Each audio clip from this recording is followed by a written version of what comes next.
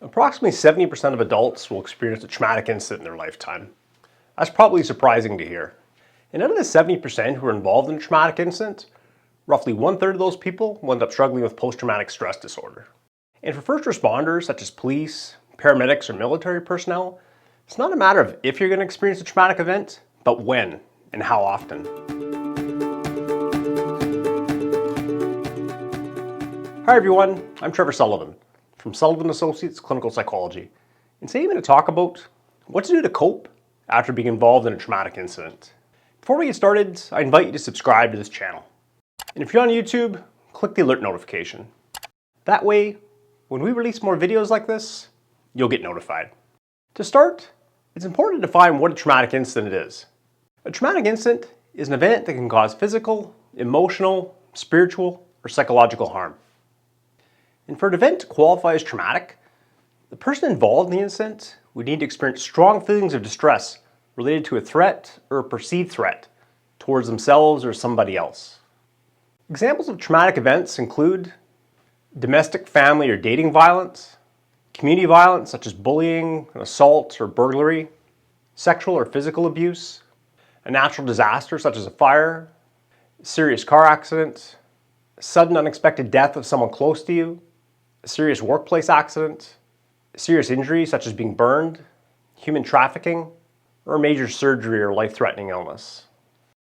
Unfortunately, there are many types of traumatic incidents that can occur. If you happen to be involved in a distressing event, what you do to cope immediately after experiencing the incident is particularly important. So today, I'm going to talk about a 5-step plan to help cope with a traumatic event.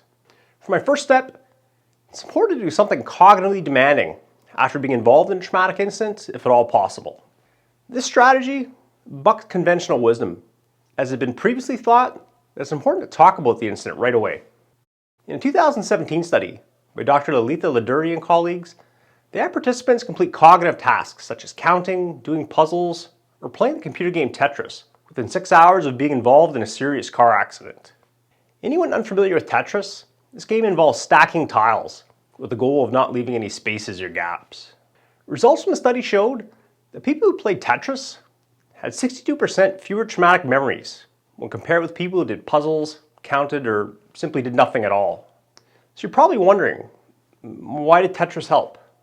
Well, I suspect there's nothing particularly special about Tetris except for the fact that it's a cognitively demanding game that requires speed, focus, and visual spatial skills, which appears to be critical, as the researchers have theorized that participating in a demanding task after the car accident interfered with how bad memories were stored in long-term memory.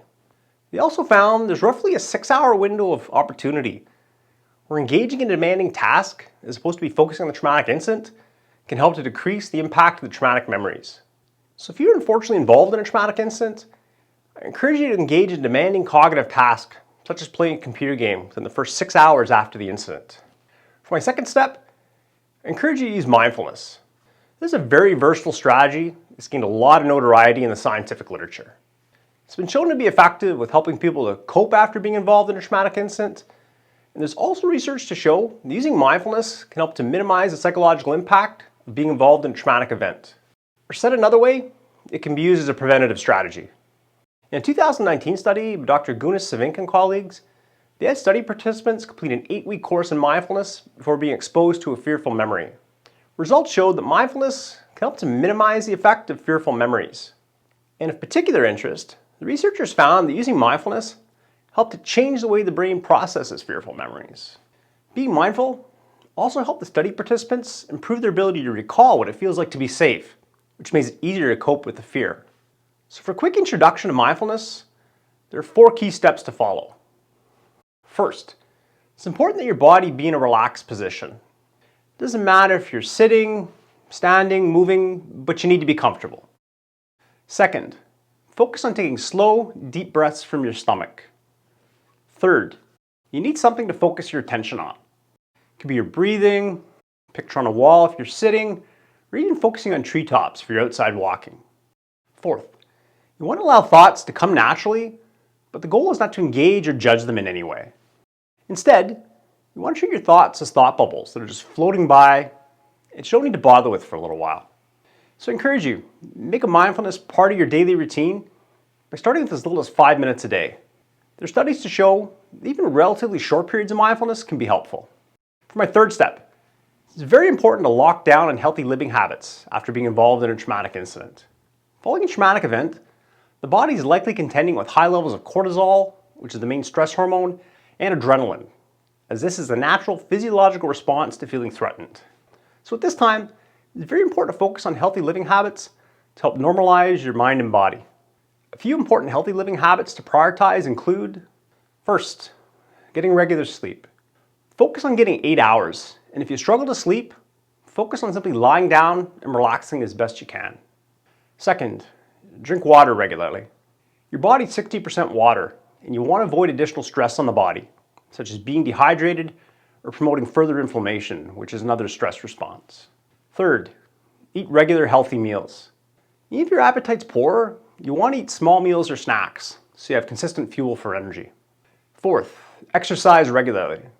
The physical and mental health benefits of exercise are almost endless, even if you simply prioritize moving and avoid being sedentary. And fifth, avoid alcohol and drug use. The goal at this time is to normalize the body and mind, as opposed to further altering your body chemistry as a short-term solution to escape feelings of distress. For my fourth step, if the memories from the traumatic incident have become sticky and bothersome, now's the time to allow yourself to think about or process them. Once fearful memories have become encoded in long-term memory, they can be difficult to shake. And there's a reason for this. One of the mind's most important jobs is to keep you safe. So essentially, the mind doesn't want you to forget fearful memories, because it wants you to avoid those situations in the future. But living in a state of fear is uncomfortable, and it isn't the most adaptive way to cope. So it's important to be able to remove the fear from the memory, so it's easier for the mind to store it. Once this happens, the brain typically doesn't feel the need to keep continually recalling the memory. So if you've been involved in a traumatic incident, I encourage you to set aside a few minutes to allow yourself to think about the event from start to finish. And when doing this, I would suggest that you review the memory from a third-person perspective. In a 2019 study by Dr. Peggy St. Jacques, she found that when people see their memories from a first-person perspective, it makes them stronger and more vivid. However, when people review their memories from a third person or an observer perspective, this could also be known as taking a fly-on-the-wall approach, it helps to make memories weaker.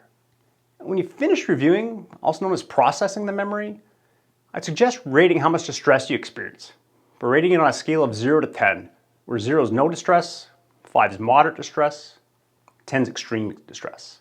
This is known as Subjective Unit of Distress Scale, or SUDS rating. Ideally, your distress rating should be a 5 or less if you're going to process this incident yourself.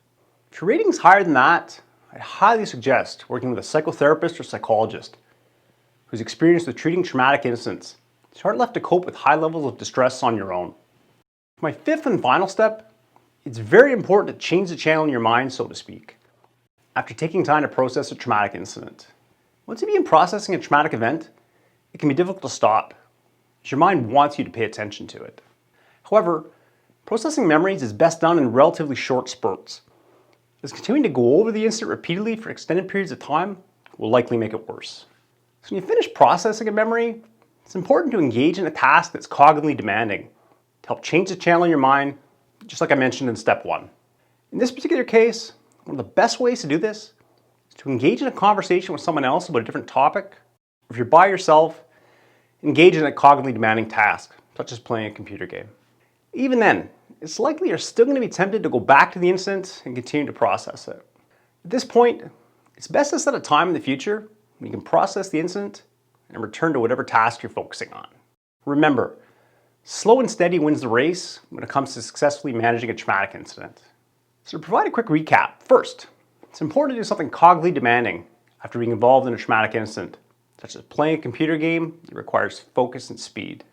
For the first 6 hours following a distressing event, the goal is to avoid focusing on the incident and to do something cognitively demanding to help interfere with how the bad memories are being stored in long-term memory. Second, incorporate mindfulness into your daily routine. It can be a helpful tool to cope with a traumatic incident. It can also help with prevention, should you ever be involved in a traumatic event in the future. My third step, prioritize healthy living habits following a traumatic incident. During this time, it's important to stabilize both the body and the mind so be sure to engage in healthy living habits such as prioritizing sleep, drinking water regularly, eating consistent healthy meals, exercising regularly, and avoiding alcohol and drug use. Fourth, if you find the incident continues to bother you after a few days, take time to process it. This involves going over the incident from start to finish in your mind. When doing this, it can be helpful to use an observer perspective, so the memory is less intense. If you find reviewing the incident in your mind to be too distressing, I encourage you to work with a psychologist or psychotherapist. And for my fifth and final step, if you're processing a traumatic incident or stuck in a pattern of worry, it's important to have a strategy to change the channel in your mind. Doing something cognitively demanding, such as having a conversation with someone about a different topic, or playing a game that requires speed, focus, or problem-solving ability can be helpful. So I hope you found these steps helpful. If you did, I encourage you to subscribe to this channel by clicking the subscribe button below. And if you ring the bell, you'll be notified the next time we release a video. And of course, feel free to like and share the video, as well as leave a comment. If you're experiencing challenges implementing the steps I've discussed, please contact us at Sullivan Associates Clinical Psychology. Thank you for watching.